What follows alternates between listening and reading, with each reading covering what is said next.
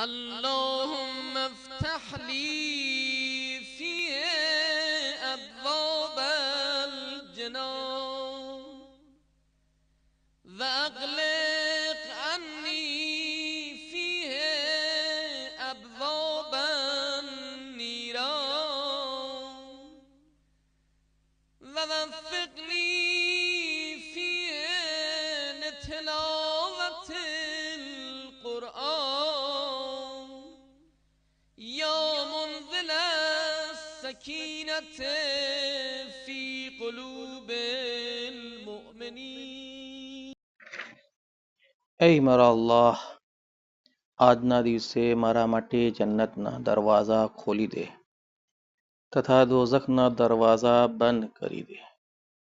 આજે મને કુરઆનની તિલાવત કરવાની તૌફીક અતા કર. ऐ મોમિનોના દિલોને સુકૂન આપનાર.